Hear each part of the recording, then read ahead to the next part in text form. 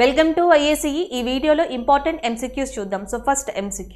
So first question వచ్చేటప్పటికి recently which of the Indian wrestler won gold medal in Poland open 2021. Poland open 2021కి గాను ఈ క్రింది ఏ రెజ్లర్ భారత రెజ్లర్ సో బంగారు పథకాన్ని గోల్డ్ మెడల్ని గెలుచుకున్నారని అడుగుతున్నారు. ఆప్షన్స్లో Divya Kakran, Sakshi Malik and next Anshu Malik, Vinesh Phogat. So Vinesh Phogat option C is a correct answer. ఈ సంవత్సరం జరిగిన పోలాండ్ ఓపెన్ 2021లో భారత రెజ్లర్ విభాగానికి సంబంధించి ఈమె గోల్డ్ మెడల్ని సంపాదించడం జరిగింది. That's why it is in news. Option C is a correct answer. అలాగే పోలాండ్ యొక్క క్యాపిటల్ని కూడా గుర్తుపెట్టుకోండి. పోలాండ్ యొక్క క్యాపిటల్ వచ్చేసి Warsaw. So Warsaw is a capital of Poland. అలాగే వినేష్ ఫోగటా యొక్క మెయిన్ ఇంపార్టెన్స్ ఏంటంటే భారతదేశానికి కామన్వెల్త్ గేమ్స్లోను ఏషియన్ గేమ్స్లో కూడా రెజ్లర్ విభాగంలో గోల్డ్ మెడల్ తీసుకొచ్చిన ఒకే ఒక్క పర్సన్ మనకి వినేష్ ఫోగటా. సో వినేష్ ఫోగటా మనకి కామన్వెల్త్ ఏషియన్ గేమ్స్ రెండిటిలో కూడా రెజ్లర్ విభాగానికి సంబంధించి గోల్డ్ మెడల్ తెచ్చిన ఒకే ఒక్క పర్సన్. అండ్ రెండోది ఈ సంవత్సరం జరిగిన పోలాండ్ ఓపెన్లో ఈమె బంగారు పథకాన్ని గోల్డ్ మెడల్ని కూడా గెలుచుకోవడం జరిగింది. So option C is a correct answer. అలాగే Poland capital Warsaw. And next one చూద్దాం. When the World Day Against Child Labor Day observed. So world against child labour day బాల కార్మిక దినోత్సవం అంటాం కదా, ఎప్పుడు అని అడుగుతున్నారు. సో ఆప్షన్స్ వచ్చేసి మనకి 12th మే అని చెప్పేసి ఆప్షన్ సిలో ఉంది. సో 12th మే వచ్చేసి international nurses day. So international nurses day అనేది మనకి ఎప్పుడు అంటే 12th మేగా రికగ్నైజ్ చేశారు. అలాగే నెక్స్ట్ వచ్చేటప్పటికి 11th April world Parkinson's day. So world Parkinson's day అనేది, సో పార్కిన్సన్ అనేది ఒక వ్యాధి అని ఆల్రెడీ మీకు తెలుసు. వరల్డ్ పార్కిన్సన్స్ డే అనేది 11th ఏప్రిల్గా ఉంది. సో నెక్స్ట్ వచ్చేటప్పటికి మనకి ఇంకా 10th June and 12th June ఉన్నాయి. ఆల్రెడీ నిన్న మనం డిస్కస్ చేసాం. ఏమని అంటే జూన్ 8th వచ్చేటప్పటికి వరల్డ్ ఓషన్ డే అనేది ఉంది అని చెప్పేసి, దాని తర్వాత జూన్ 10th అండ్ 11th ఏమీ స్పెసిఫిక్ లేవు అని.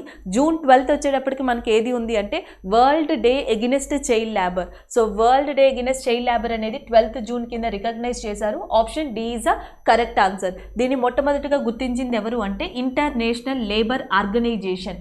ఇంటర్నేషనల్ లేబర్ ఆర్గనైజేషన్ దీన్ని మొట్టమొదటిగా గుర్తించింది. సో ప్రతి సంవత్సరం కూడా world day against child labour day అనేది 12th జూన్న రికగ్నైజ్ చేశాం. అలాగే భారతదేశంలో చదువుకోవడం కోసం 16 to 14 ఇయర్స్ వాళ్ళకి చదువుకోవడం కోసం రైట్ టు ఎడ్యుకేషన్ అని చెప్పేసి 21A ఆర్టికల్ అనేది ఉంది. అలాగే నెక్స్ట్ వచ్చేసి 24 వచ్చేటప్పటికి ఏంటి అంటే ఆర్టికల్ 23 అనేది ఆర్టికల్ 23 అనేది దేనికి సంబంధించింది అంటే prohibition of employment of a child in ఫ్యాక్టరీస్లో కానీ గనుల్లో కానీ హానికరమైన ప్రదేశాల్లో కానీ సో ఎవరైతే పిల్లలు ఉన్నారో సో వాళ్ళతో పని చేయించకూడదు. సో పని చేయించడం అనేది చట్టరీత్యా నేరము అని చెప్పేసి ఇండికేట్ చేసే ఆర్టికల్ ఏది అంటే ఆర్టికల్ 23 అని చెప్పొచ్చు. Prohibition of child employment in the factories or hazard units అని చెప్పి. And next one. According to All India Survey on Higher Education report, student enrollment growth is recorded how much percentage in between 2015 to 2029-20. So మనకి 2015 నుంచి చూసుకుంటే 2020 లోపు గత 5 సంవత్సరాల్లో student enrolment growth ఎంత ఉంది అని చెప్పి ఇటీవల ఇచ్చిన స్టూడెంట్ హయ్యర్ ఎడ్యుకేషన్ రిపోర్ట్లో మెన్షన్ చేయబడింది అని అడుగుతున్నారు. నిన్న ఆల్రెడీ మనం డిస్కస్ చేసాం. అండ్ 2015 నుంచి ఇప్పటి వరకు డేటాని కలెక్ట్ చేసి స్టూడెంట్ హయ్యర్ ఎడ్యుకేషన్ రిపోర్ట్ అనేది ఇవ్వబడింది. అది గత 5 సంవత్సరాలతో కంపేర్ చేసుకుంటే అన్ని విభాగాల్లో స్టూడెంట్ ఎన్రోల్మెంట్ విభాగంలో కానీ గర్ల్స్ ఎడ్యుకేషన్ సిస్టమ్ విభాగంలో కానీ సో ఇలాంటి అన్ని విభాగాల్లో కూడా టెక్నాలజీ, రీసెర్చ్, ఇన్నోవేషన్ ఈ అన్ని విభాగాల్లో కూడా అభివృద్ధి సాధించింది, పర్సంటేజ్ పెరిగింది, గ్రాఫ్ ఇంక్రీజ్ అయింది అని చెప్పేసి నిన్న డిస్కస్ చేసాం.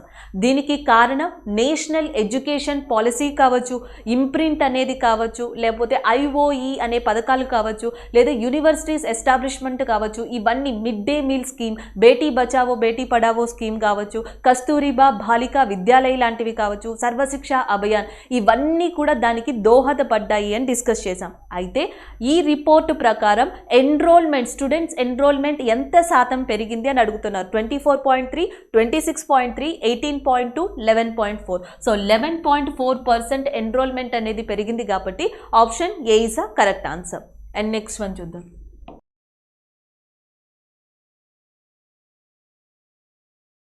సో నెక్స్ట్ వచ్చేటప్పటికి the digital India corporation has sign MOU with which institution to provide demand based tele agriculture advisory to farmers.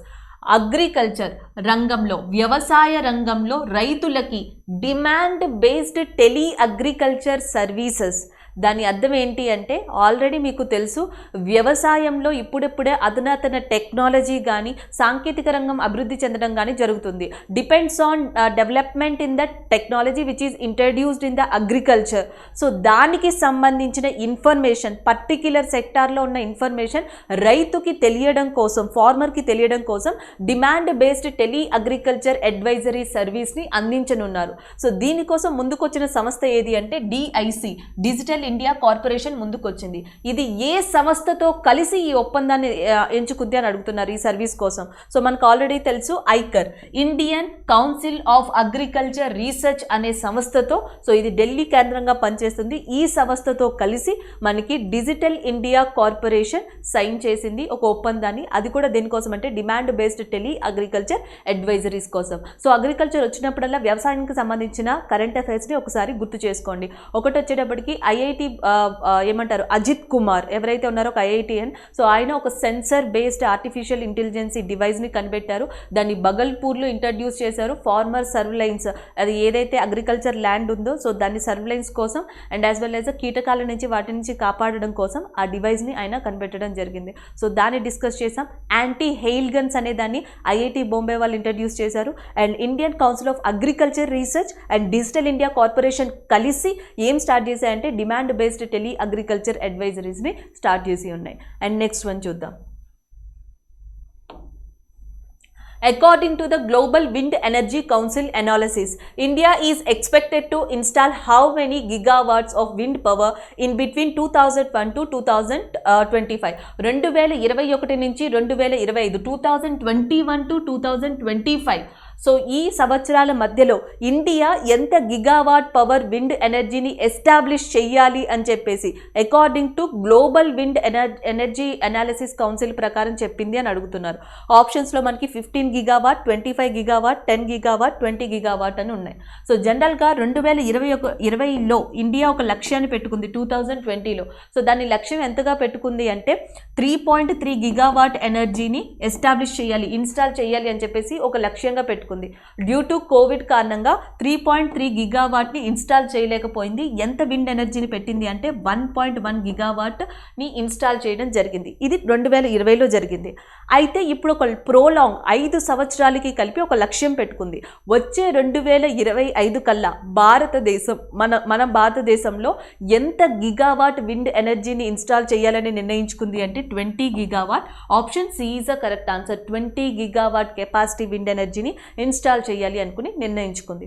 అలాగే ఇంకొక ఇంపార్టెంట్ మనం గుర్తుపెట్టుకోవాల్సింది ఏంటి అంటే భారతదేశంలో పెద్ద రాష్ట్రం ఇది, లార్జెస్ట్ విండ్ ఎనర్జీ క్యాపబిలిటీ ఉన్న రాష్ట్రం ఆల్రెడీ మీకు తెలుసు తమిళనాడు. తమిళనాడులో ఉన్న ఇంపార్టెంట్ విండ్ పవర్ ప్లాంట్ ఏంటి అంటే ముప్పనాడల్ విండ్ పవర్ ప్లాంట్. అలాగే దాని తర్వాత భారతదేశంలో రెండవ అతిపెద్ద విండ్ పవర్ ప్లాంట్ ఏది అంటే Jaisalmer wind power plant which is located in Rajasthan area.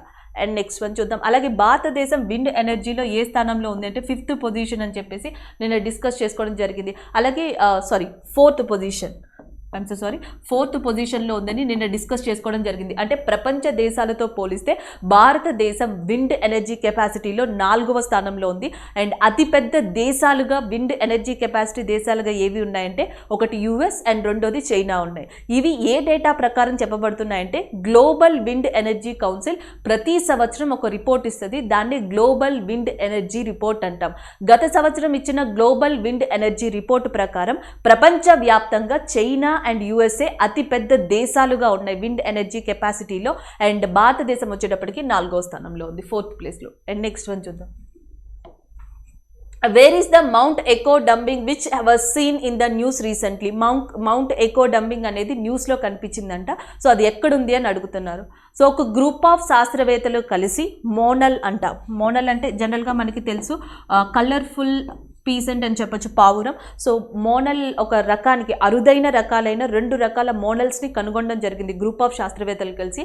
అది కూడా ఎక్కడ అంటే సియాంగ్ జిల్లా, సియాంగ్ డిస్ట్రిక్ట్లోని మౌంట్ ఎకో డంబింగ్ దగ్గర. సో మనకి సియాంగ్ డిస్ట్రిక్ట్ అనేది ఏ స్టేట్లో ఉంది? నాగాలాండ్, త్రిపుర, సిక్కిం, అరుణాచల్ ప్రదేశ్ అంటే అరుణాచల్ ప్రదేశ్లో ఉంది. Option B is the correct answer. Arunachal ప్రదేశ్లోని సియాంగ్ అనే డిస్ట్రిక్ట్లో, సియాంగ్ అనే ప్రాంతంలో మౌంట్ ఎకో డంబింగ్ అనే పర్వతం దగ్గర, ఆ పర్వత ప్రాంతంలో 2 రకాలైన మోనల్ని కనుక్కున్నారు. ఒకటి స్క్లాటర్ మోనల్ అండ్ రెండోది హిమాలయన్ మోనల్. సో ఈ 2 మోనల్స్ని ఒక గ్రూప్ ఆఫ్ సైంటిస్టులు కనుక్కోవడం జరిగింది. That's why it is in news. Himalayan monal భారతదేశంలో చాలా ఇంపార్టెంట్, ఎందుకంటే ఉత్తరాఖండ్ యొక్క స్టేట్ బర్డ్, ఉత్తరాఖండ్ యొక్క రాష్ట్ర పక్షి వచ్చేసి హిమాలయన్ మోనల్ అని చెప్తాం. అలాగే నేపాల్ కంట్రీ బర్డ్ వచ్చి, నేపాల్ దేశ పక్షి వచ్చేసి మనకి హిమాలయన్ మోనల్గానే ఉంది. సో హిమాలయన్ మోనల్ వచ్చేసి మనకి భారతదేశంలోని హిమాలయన్ ప్రాంతాలైన Uttarakhand, Himachal Pradesh, Sikkim, north east India ప్రాంతాల్లో ఎక్కువగా కనిపిస్తుంది. స్క్లేటర్ మోనల్ వచ్చేసి మయన్మార్, భారతదేశం, చైనా జంక్షన్ ప్రాంతంలో అంటే అరుణాచల్ ప్రదేశ్ ప్రాంతంలో ఎక్కువగా కనిపిస్తుంది. వైట్ మోనల్ వచ్చి ఆఫ్ఘనిస్తాన్ లాంటి ప్రాంతాల్లో ఎక్కువగా ఈ వైట్ మోనల్ అనేది కనిపిస్తుంది. So this is all about that. Where is the mount eco dumbling which was seen in the news recently? So ఎక్కడ కనిపించింది అంటే Arunachal Pradesh. Option B is the correct answer. And next one చూద్దాం. Buddhadev Dasgupta, B.D. Dasgupta, associated with which field, who has recently passed away? So B.D. Dasgupta అనే ప్రముఖ వ్యక్తి ఇటీవల మరణించారు. ఆయన ఏ రంగానికి సంబంధించిన వాళ్ళని అడుగుతున్నారు? స్పోర్టా, అగ్రికల్చరా, మెడిసినా, ఫిలిమా? ప్రముఖ ఫిలిం మేకర్. సో చాలా సినిమాలు తీసిన వ్యక్తి, దాదాపుగా 12 నేషనల్ అవార్డ్స్ని, నేషనల్ ఫిలింఫేర్ అవార్డ్స్ని గెలుచుకున్న, ఇంటర్నేషనల్ ఫిలింఫేర్ అవార్డ్స్ని గెలుచుకున్న వ్యక్తి. 12 అంతర్జాతీయ ఫిలింఫేర్ అవార్డ్స్ని గెలుచుకున్నారు. అలాగే నెక్స్ట్ వచ్చేసి బెర్లిన్లో జరిగిన ఇంటర్నేషనల్ ఫిలింఫేర్ ఫెస్టివల్లో ఒక గోల్డెన్ బేర్ అవార్డుని కూడా అందుకోవడం జరిగింది. సో ఆయన పేరు వచ్చేటప్పటికి B.D. దాసగుప్త, బెంగాల్కి చెందిన ప్రముఖ వ్యక్తి అండ్ ఈయన ప్రముఖ ఫిలిం మేకర్ కూడా. Option A is the correct answer. సినీ రంగానికి చెందిన ప్రముఖ వ్యక్తి అయిన B.D. దాసగుప్త రీసెంట్గా మరణించారు. So that's why it is in news. ఆయన సినీ రంగంతో పాటు ఇంకా దేంట్లో ఫేమస్ అంటే poet. He is a famous Bengal poet also. ఆయన poet and as well as a film maker. And next one చూద్దాం. What is the India rank in the Knight Frank Global Income Price Index in 2021 first quarter? So 2021 first quarter లో మనకి Knight Frank సంస్థ ఇచ్చిన global home price ఇండెక్స్లో భారతదేశం యొక్క rank ఎంత అని అడుగుతున్నారు. ఆప్షన్స్లో 56, 55, 43, 21 ఉన్నాయి. 2020లో భారతదేశం యొక్క ర్యాంక్ ఎంత అంటే మనకి 43. గ్లోబల్ నైట్ ఫ్రాంక్ సంస్థ ఇచ్చిన అవార్డ్స్ ప్రకారం, ర్యాంకింగ్ ప్రకారం గ్లోబల్ హోమ్ ప్రైస్ ఇండెక్స్ 2020లో ఇండియా యొక్క ర్యాంక్ వచ్చేసి 43. ఈ సంవత్సరం 12 స్థానాలు మనకి డౌన్ఫాల్ అయ్యింది అని చెప్తున్నారు డ్యూ టు కోవిడ్. సో ఇప్పుడు ఇండియా యొక్క ర్యాంక్ ఎంత అంటే 55. 2021 ఫస్ట్ క్వార్టర్లో నైట్ ఫ్రాంక్ సంస్థ ఇచ్చిన దాని ప్రకారం గ్లోబల్ హోమ్ ప్రైస్ ఇండెక్స్లో ఇండియా యొక్క ర్యాంక్ వచ్చేసి మనకి 55గా ఉంది. అయితే 2021లో టాప్ కంట్రీగా నిలిచింది ఏది అంటే టర్కీ. సో ఫస్ట్ టాప్ కంట్రీగా నిలిచింది టర్కీ అండ్ సెకండ్ టాప్ కంట్రీగా నిలిచింది ఏదంటే మనకి న్యూజిలాండ్. సో టర్కీ యొక్క క్యాపిటల్ వచ్చేసి మనకి అంకారా అండ్ న్యూజిలాండ్ క్యాపిటల్ వచ్చేసి విల్లింగ్టన్. సో ఈ 2 గుర్తుపెట్టుకోండి. And what is the India's rank in the Knight Frank's global home price index 2021 అంటే so that is a 55. Top country is Turkey. Recently, which state or union territory has announced that all employment opportunities will be reserved for the local resident? So, ఇటీవల అన్ని ఉపాధి అవకాశాలు అన్నీ కూడా స్థానికులకే కేటాయించబడతాయి అని చెప్పిన ప్రాంతం ఏది, స్టేట్ ఏది లేదా యూనియన్ టెరిటరీ ఏది అని అడుగుతున్నారు. ఆప్షన్స్లో Jammu Kashmir, Haryana, Tamil Nadu and as well as a Ladakh. So article 35A తర్వాత special status of Jammu Kashmir abolish అయిన తరువాత మొట్టమొదటిసారిగా మళ్ళీ తిరిగి ఈ ప్రస్తావన రావడం జరిగింది. ఎందుకంటే లడాక్ గవర్నమెంట్ ఇటీవల ఒక అనౌన్స్మెంట్ చేసింది. ఆ ప్రాంతంలోని ఉద్యోగాలు కానీ ఉపాధి అవకాశాలు కానీ మొట్టమొదటిన యూజర్స్ బేస్ మీద స్థానికులకే ఇవ్వబడతాయి, స్థానికులకే ప్రిఫరెన్స్ ఇవ్వబడతాయని వాళ్ళు క్లియర్గా మెన్షన్ చేయడం జరిగింది. Option B is a correct answer. So Ladakh యొక్క లెఫ్టినెంట్ గవర్నర్ ఆల్రెడీ మీకు తెలుసు ఆర్కే మాథుర్, రాధాకృష్ణ మాథుర్. ఇటీవల లడాక్ అనౌన్స్ ఏమని చేసింది అంటే the state has announced that all employment opportunities will be reserved for the local residents అని చెప్పడం జరిగింది.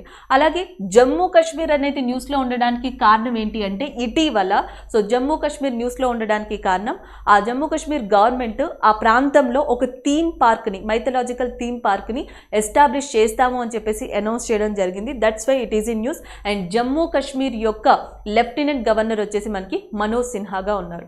అండ్ నెక్స్ట్ వచ్చేటప్పటికి హర్యానా గత కొద్ది రోజులుగా న్యూస్లో ఉండడానికి మెయిన్ కారణం ఏంటంటే ట్రీ పెన్షన్ స్కీమ్ అనే దాన్ని, ఆక్సిజన్ ఫారెస్ట్ అనే స్కీమ్ అనే దాన్ని అనౌన్స్ చేయడం జరిగింది ఎన్విరాన్మెంట్ డే సందర్భంగా. సో అందుకని హర్యానా న్యూస్లో ఉంది. హర్యానా చీఫ్ మినిస్టర్ వచ్చేసి Manohar Lal Khattar. And next one చూద్దాం. What is the name of former Odisha Information Commissioner who has been recently passed away? ఈ క్రింది వాణిలో ఎవరు రీసెంట్గా చనిపోయిన వ్యక్తుల్లో ఒడిస్సా యొక్క ఫార్మర్ స్టేట్ ఇన్ఫర్మేషన్ కమిషన్గా వర్క్ చేశారు అని అడుగుతున్నారు.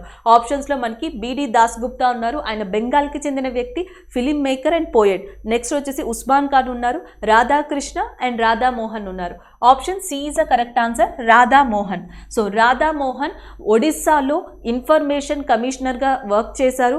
ఆర్గానిక్ ఫార్మింగ్ కోసం చాలా కృషి చేశారు. ఒక ఏరియాలో నాగయోగా అనే డిస్ట్రిక్ట్ ఏరియాలో బంజర్ భూముల్ని ఫారెస్ట్గా మార్చిన వ్యక్తి సో రాధామోహన్. ఆయన రీసెంట్గా చనిపోవడం జరిగింది. So that's why it is in news. అలాగే ఒడిస్సా చీఫ్ మినిస్టర్ వచ్చేసి ఆల్రెడీ మీకు తెలుసు నవీన్ పట్నాయక్ అండ్ ఒడిస్సా గవర్నర్ వచ్చేసి గణేషీ లాల్. సో ఒడిస్సా గవర్నర్ ప్రస్తుతం గణేషీ లాల్గా ఉన్నారు. ఒడిస్సా చీఫ్ మినిస్టర్ వచ్చేసి నవీన్ పట్నాయక్.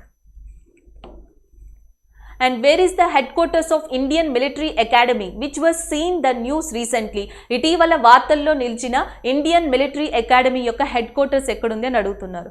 ఇటీవల రీసెంట్గా ఇండియన్ మిలిటరీ అకాడమీలో మనకి పాస్డ్ అవుట్ పెరేడ్స్ అనేవి నిర్వహించడం జరిగింది. So that's why it is in news. ఆ కార్యక్రమం, ఆ ఈవెంట్ వల్ల, ఆ పెరేడ్ వల్ల అది న్యూస్లోకి రావడం జరిగింది. దాని యొక్క హెడ్ క్వార్టర్స్ గుల్మార్గ్లో ఉందా, చెన్నయ్య, అహ్మదానగర్, డెహ్రాడూనా అని అడుగుతున్నారు. సో దాని యొక్క హెడ్ క్వార్టర్స్ వచ్చేసి మనకి డెహ్రాడూన్లో ఉంది. Option D is the correct answer. Indian military academy యొక్క హెడ్ క్వార్టర్స్ వచ్చి మనకి డెహ్రాడూన్లో ఉంది. And next one. Recently, which state government has launched a DBT mobile application that will help transfer funds directly to beneficiaries of various government schemes? So మనకి ఒక state ఇటీవల ఒక యాప్ని, డీబీటీ మొబైల్ యాప్ని లాంచ్ చేసింది. ఎందుకంటే ఆ స్టేట్లో ఉన్న లబ్ధిదారులు, స్కీమ్స్ కానీ పెన్షన్స్ కానీ ఎవరైతే ఉన్నారో లబ్ధిదారులు, సో వాళ్ళందరి కోసం డీబీటీ మొబైల్ అప్లికేషన్ యాప్ని లాంచ్ చేసింది అంట. ఆ స్టేట్ ఏది అని అడుగుతున్నారు. ఆప్షన్స్లో తమిళనాడు, కర్ణాటక, తెలంగాణ అండ్ ఒడిస్సా ఉన్నాయి. ఇటీవల కర్ణాటక ప్రభుత్వం రీసెంట్గా ఏమని అనౌన్స్ చేసింది అంటే డీబీటీ మొబైల్ యాప్ని లాంచ్ చేస్తున్నాం. ఎందుకంటే తమ స్టేట్లో ఎక్కువ మంది ఈ ఫండ్స్ని పొందే వాళ్ళు ఉన్నారు, స్కీమ్స్ ద్వారా కానీ పెన్షన్ ద్వారా కానీ. సో దాంట్లో ట్రాన్స్పరెన్సీ ఉండాలి. సో దాంట్లో ఏమైనా ప్రాబ్లమ్స్ వస్తే డైరెక్ట్గా సాల్వ్ చేసుకునే విధంగా, వాళ్ళకి హెల్ప్ చేసే విధంగా ఉండేటట్టుగా ఒక ఫ్రెండ్లీ మొబైల్ యాప్ని వాళ్ళు లాంచ్ చేశారు, Karnataka chief minister Yediyurappa. So దాని పేరు వచ్చేసి DBT mobile application app. So option C is a correct answer. ఏ రాష్ట్రం ఇది అందించింది అంటే కర్ణాటక. అండ్ నెక్స్ట్ వన్ చూద్దాం. Recently, who has been appointed as to International Advisory Group of Climate Action? రీసెంట్గా international advisory group of climate యాక్షన్కి ఎవరు appoint చేయబడ్డారో అని అడుగుతున్నారు. ఆప్షన్స్లో Sunita Narain, Vandan Shiva and next Anandish Pal and Rajendra Singh ఉన్నారు. ఆన్సర్ వచ్చేసి మనకి సునీతా నారాయణ్. సో యాక్చువల్గా క్లైమేట్ యాక్షన్ గ్రూప్ ప్యానెల్లో వన్ ఆఫ్ ద మెంబర్గా భారతదేశానికి చెందిన పర్యావరణవేత్త, ప్రముఖ రచయిత అయిన సునీతా నారాయణ్ని ఇటీవల అపాయింట్ చేయడం జరిగింది. So that's why it is in news. Already Sunita నారాయణ్కి చాలా అవార్డ్స్ వచ్చి ఉన్నాయి. దీంట్లో ఇంపార్టెంట్ అవార్డ్గా స్టాక్ హోలం వాటర్ ప్రైజ్ని చెప్పొచ్చు. ప్రతి సంవత్సరం స్విట్జర్లాండ్ హెడ్ క్వార్టర్స్ అయిన, స్విట్జర్లాండ్ క్యాపిటల్ అయిన స్టాక్ హోలం ప్రాంతంలో ఒక వాటర్ ఫెస్టివల్ జరుగుతుంది ఆగస్టు మంత్లో. సో అప్పుడే స్టాక్ హోలం వాటర్ ప్రైజ్ కూడా ఇవ్వబడుతుంది. అలాంటి స్టాక్ హోలం ప్రెస్టేజియస్ వాటర్ ప్రైజ్ని అందుకున్న భారత పర్యావరణ శాస్త్రవేత్త సో సునీతా నారాయణ్ ఈ సంవత్సరం international advisory group of for climate action మెంబర్గా భారతదేశం తరపున రిప్రజెంట్ చేయనున్నారు, ఎన్నిక కావడం జరిగింది. So option A is a correct answer. And next one చూద్దాం. Next which bank has announced the launch of Ghar Ghar ration programme. So ఏ బ్యాంక్ ఇటీవల ఘర్ ఘర్ రేషన్ ప్రోగ్రామ్ని అనౌన్స్ చేసింది అని అడుగుతున్నారు. ఆప్షన్స్లో IDFC first bank, Indus island bank and next HDFC bank and city union bank. IndusInd bank, HDFC bank and city union bank అన్నారు. So answer వచ్చేసి IDFC first bank. ఇటీవల ఐడిఎఫ్సి ఫస్ట్ బ్యాంక్ అనౌన్స్ చేసింది Ghar Ghar ration programme. So ఎవరైతే 50,000 కన్నా తక్కువ ఇన్కమ్ని కలిగి ఉండి Covid కారణంగా ప్రాబ్లమ్స్ని అందుకుంటున్నారో అలాంటి వాళ్ళకి రేషన్ కిట్స్ని అందించడం కోసం ఐడిఎఫ్సి ఫస్ట్ బ్యాంక్ ముందుకొచ్చింది. దీని యొక్క ప్రాజెక్ట్ వర్తి వచ్చేసి ఆ కంపెనీలో ఎవరైతే ఎంప్లాయర్స్ ఉన్నారో వాళ్ళ 1 month శాలరీ కాస్ట్ని ఈ ప్రాజెక్ట్ కోసం అది ఇవ్వనుంది. ఘర్ ఘర్ రేషన్ అనే పథకాన్ని మొట్టమొదట ప్రారంభించిన భారతదేశంలోని బ్యాంక్ ఏది అంటే ఐడిఎఫ్సి ఫస్ట్ బ్యాంక్గా మనం చెప్పచ్చు. సో నెక్స్ట్ వన్ చూద్దాం.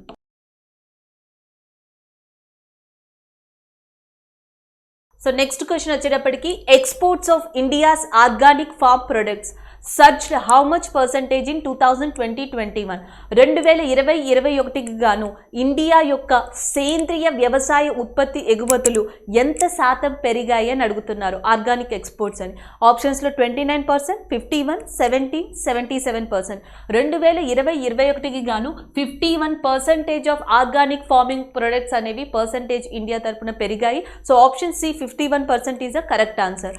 So exports of India's organic farm products surged 51% for 2020-21 year. So next one చూద్దాం. సో నెక్స్ట్ వచ్చేటప్పటికి who has been on the 2021 Pulitzer prize in the international reporting category. యాక్చువల్గా మనకి పుల్జర్ praise అనేది 21 కేటగిరీస్లో ఇస్తారు. So దీంట్లో international reporting కేటగిరీకి సంబంధించి 2021 పుల్జర్ ప్రైజ్ని తీసుకున్నది ఎవరు అని అడుగుతున్నారు. ఆప్షన్స్లో ఆదిత్య సిన్హా, నెక్స్ట్ వచ్చేసి మనకి Maggi Michael and Javed Anand, Megha Raj Gopalan. So Indian origin అయిన జర్నలిస్ట్ అయిన మేఘా రాజ్ గోపాలన్ చైనాలోని జిన్జియాంగ్ ప్రోవిన్సీలో ముస్లిమ్స్ యొక్క మెయిన్ హెరాస్మెంట్స్ గురించి వాటి గురించి ఒక ఇన్వెస్టిగేషన్ రిపోర్ట్ని ఇచ్చినందుకు గాను సో మేఘనా రాజ్ గోపాలన్కి 2021 పుల్జర్ ప్రైజ్ ఇంటర్నేషనల్ రిపోర్టింగ్ కేటగిరీలో ఇవ్వడం జరిగింది. So option D is a correct answer, Megha Raj Gopalan. So next one చూద్దాం. Who has been appointed as an honorary member of the WHO Global Air Pollution and Health Technical Advisory Group. So WHO Global Air Pollution and Health Technical Advisory Group ki evaru honorary member ga appoint ayyaro అని అడుగుతున్నారు. Options లో మనకి ముఖేష్ శర్మ, అజయ్ కుమార్, విజయ్ కుమార్, శ్రీ వాస్తవ శర్మ ఉంటారు.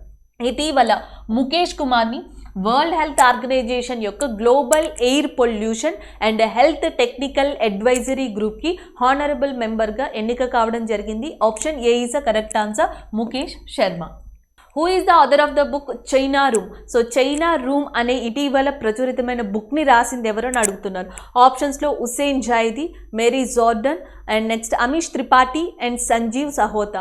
Already Amish Tripathi రాసిన బుక్స్ని మనం previous objective క్వశ్చన్స్లో చెప్పాం. సో ఇక్కడ ఉన్న వాళ్ళు మనకి Sanjeev Sahota, Hussain Zaidi, Mary Jordan. So ఈ చైనా రూమ్ అనే బుక్ని ఇటీవల రచించిన వ్యక్తి ఎవరు అంటే మనకి Sanjeev Sahota. So Sanjeev Sahota is the author of the book China room అనేది. And next one, recently who has inaugurated the China Sri Lanka Friendship Hospital in Polnarova, Sri Lanka.